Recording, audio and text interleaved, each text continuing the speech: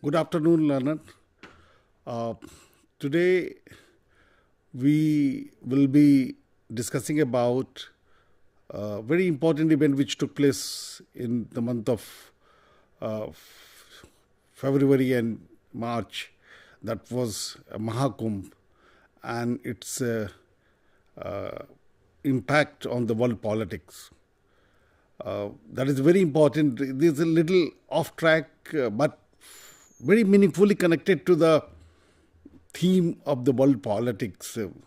And it applies to the many courses, but primarily MPS 001, which deals with the world politics, India and the world politics. But at the same time, there are other two courses at the graduation level, that is BPSC 146 and 144, that also deals with the different theories of the international politics and understanding the foreign policy of India.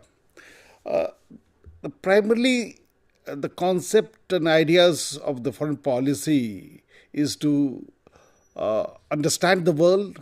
How do we want to showcase our domestic strength and politics images to the world, and how do we want the world to look at us? That is a very important ideas in the world politics, and that is why the happening of Kumbh this year, that was called Mahakumbh, in which more than 55 crores, the data which itself explains, it is more than combined together America and many of the European countries all put together.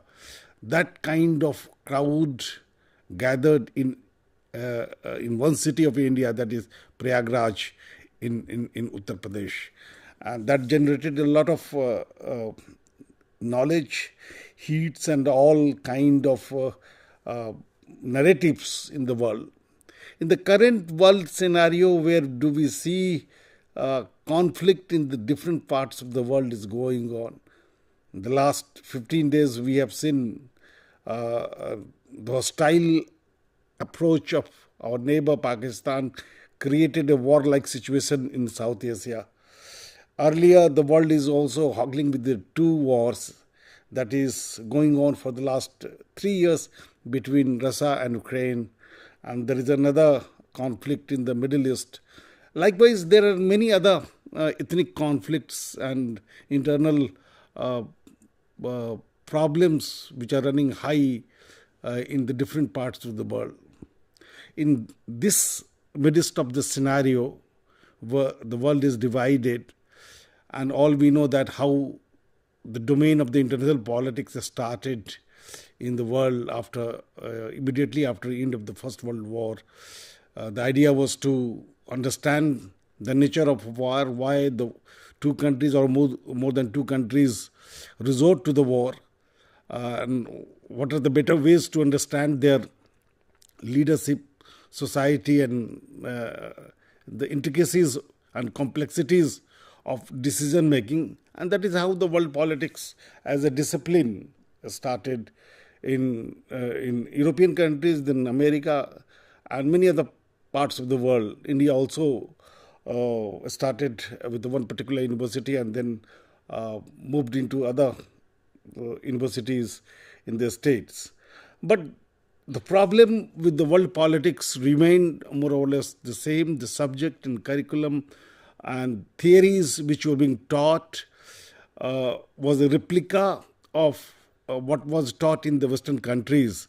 And that is why many of the happenings which have taken place or taking place is not befitting imaginations and images and ideas which we think of it. The Indian perspective is completely different. If you analyze the basic theories of international politics, whether it is theory of realism, and then from the theory of realism, new realism emerged, and theory of liberalism, from the theory of liberalism, new liberalism emerged, critical theory. Later on, the feminist theory also evolved, many other school of thoughts emerged, but none of the theories encapsulates the fundamental underpinnings which we think of it. And the reasons are very simple. The basic understanding of the nation state in the Indian context is completely different. We think Rashtra is inclusive in nature. It combines and takes the interest of each and everyone. But that does not happen when we consider the theory of the nation state, and that has become the spinal cord of understanding the international politics. And from then onwards, one theory to another theories to a different level, were basically trying to unfold the two basic ideas, and that is capitalism and communism, which the world was engaged during the Cold War. But if you try to see the basic fundamental understanding of India, what do we see? We see, how do we see the world is a family? Can you think of it, any part of the world? Any part of the world, maybe the best universities of America, the best universities of the European countries, Britain, is largely where the many South Asian students from the different parts of the world, they go and for higher education. They think of it that the world is a family? No. They always conceive the ideas of a divided world. They have their own interest. They want to move with the basic instinct of their own. Many geographers, they have also developed different kind of theories, heartland theories, core and periphery, all were being developed to meet their personal interest of a particular country. And that is why in their thoughts, the world is not a family. It is the Indian perspective where we think about it, the Vasudha Kutumbakam, the whole world is one. And that is how you might have heard our current Prime Minister and the earlier leaders of India. They've been talking about India believes in one world. There is a diversity. There is a diversity within the country as well. There is a diversity in the world as well. We think differently. We have a diverse interest. But that does not mean that there are not certain common cause to live together. And that is why that becomes very important. We are also different in terms of whatever the policy they have adopted, whatever the theories they have adopted. Prosperity of all was not their aims and objectives. And that is why you could find the dichotomy in their understanding of the world politics. Like, take the democracy is a well accepted form of a political system. It applies to every country. But see the difference, see the understanding of America, which believes during the Cold War, there was a military dictatorship in Pakistan, and there was a military dictatorship in Burma, which is called Myanmar. But all kind of economic and military supports were being delivered by America to Pakistan, and economic embargo was put in against Burma, that is Myanmar. Why? That is a double standard on the name of democracy. Recently, you might have seen many international conferences were being organized in America on the name of democracy. Bangladesh, for the last many years, have been following and towing the line of democratic sentiments. We are completely denied by American organizer to be a participant in the conference. That shows the double standard. These are the only few examples, but there are thousands of examples where the democratic norms were violated by the Western countries, and they perceive it as a tool to progress their own self-interest. Wherever it fits into the idea, they go for it, and if it does not, then they go against it. So that is how Indian perspective, Indian ideas are completely different. We believe not in economic embargo. We do not believe in selling of arms and ammunitions. If you could see the 1988 declaration of India, when the ex-Prime Minister of India, Rajiv Gandhi, he drafted dismantling of nuclear from the world. Means it is not merely India will not go for it, because India did not sign NPT, neither India signed on CTBT, but it very strongly advocated why haves and have-nots differences would remain. If America is pleased to stockpile the nuclears, if erstwhile Soviet Union and Russia are willing to have the more than enough nuclear arsenals, if China and Britain and France, they are willing to do it, why India should be denied this? If the danger are emanating, the danger are emanating from any part of the world. And that is how we wanted that it completely should be disbanded and put into the sea. But it did not happen. It's still Western countries believe that it is a power of coin. Then being a nuclear is their macho showcase. So they will not go for it. So that is how the world is completely divided, and the perception of India was always based on dignity and humanity of the world. What we want to do, we allow others to do the same. There should not be any difference between the north and south. There should not be any difference between the rich and the poor. We are on equal foot, and that is how the world politics should be perceived. So these are the primarily concerns of India, and how does this Kumbh is related to this? There's all theories. That was the huge conglomerations of the human beings, the largest in the world. As I said it, more than the population of combining America along with other European countries, they came. Through the research, I try to find it out, what are the reasons, because many of them believe that it is a ritual which is conducted by a particular community. Why the people from Indonesia, people from Malaysia, which are the Islamic countries, why the people from America, from the Western European countries, which are Christian countries, why from the many Southeast Asian countries, the Buddhist countries, they flock all together to Prayagraj to have the holy dip. There is a lot of deep meaning into it to understand in the larger canvas of the world politics. Today, the world is facing a different kind of problems.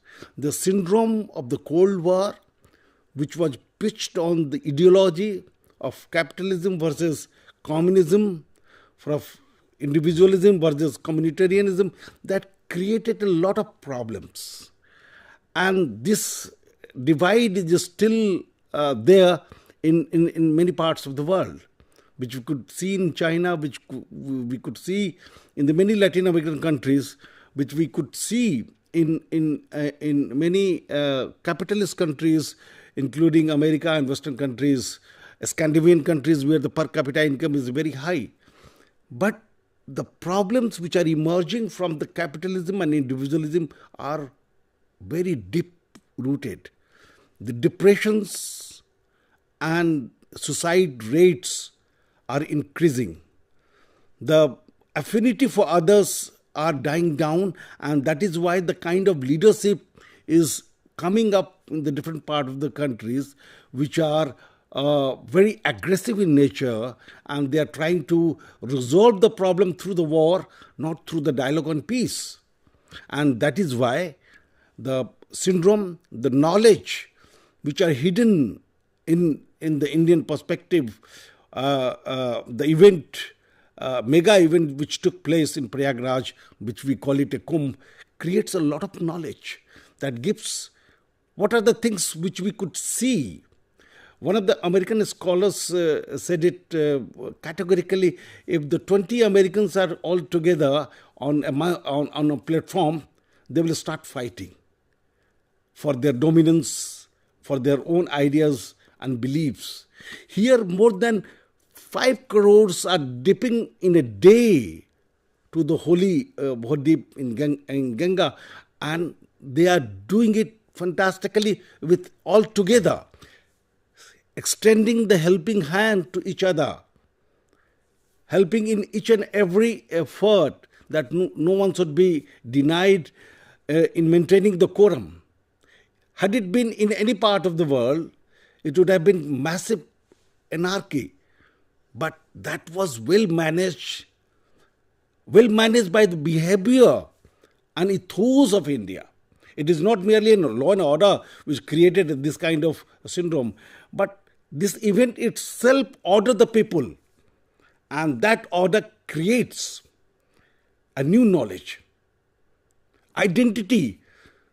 In the West, many books have been written, many research papers have been written, many white papers have been produced by America, Britain and China, and they talk about what India is divided on the name of caste, religion and many other identities. Can you believe that if the 5 crore people are taking a dip, holy dip, can anyone identify who is who, which community one belongs to? They are taking bath all together. That gives a lot of message to the humanity. The second important part, there is some attraction through the research, not merely one. Thousands of interviews have been conducted to the foreigners.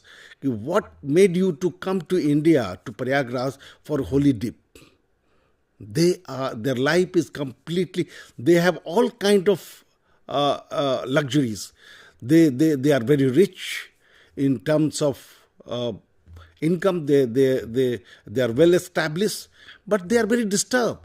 Mentally they are disturbed. They do not have peace.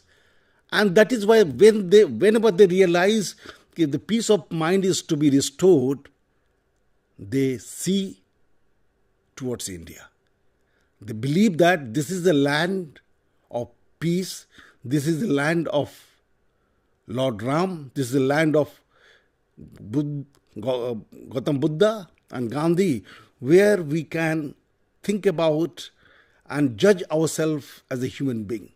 So the most important part of the world politics, which we can think of it, the world as it has been described in the different theories of IR, of military adventurism and strong versus weak, balance of power, where the two great countries will come up and they create some sort of balance, maybe through the nuclear deterrence and others.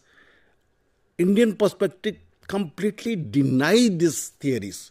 They believe that it is not the world where we can judge and where we can showcase that one is superior to others.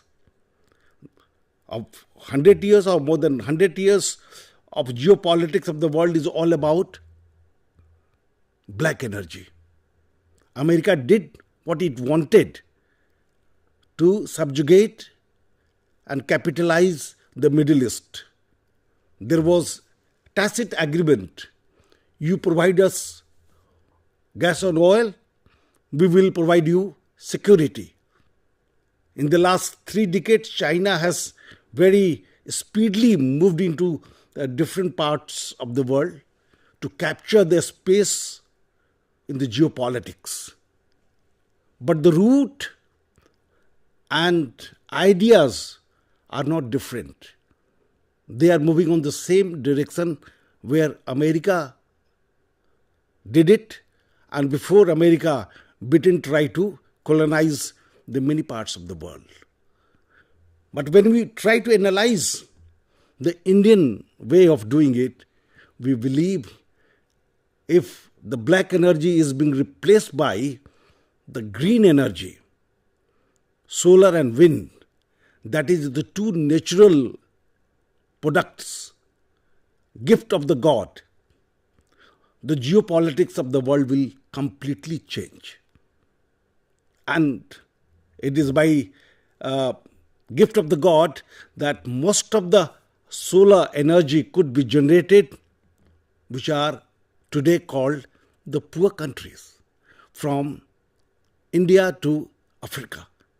These are the countries where the solar lights could be captured than today, which are rich in black energy. The shift is likely, definitely, maybe not in 1 decade, but in the coming 3 to 4 decades or 5 decades are going to take place, because black energy has a limited amount, whether it is a gas, oil, petroleum, whatever. It has a limited amount. It is going to be in at certain point of time, and the green energy will come. When the green energy will dictate the geopolitics, it will completely change. The poor countries will become richer, and not merely richer, but they will have a major say. And that is how we could see the international organization, which are completely biased today. We have seen quite a number of times. We have seen during the COVID period, how did the WHO behave in the world politics, and that caused number of deaths across the world.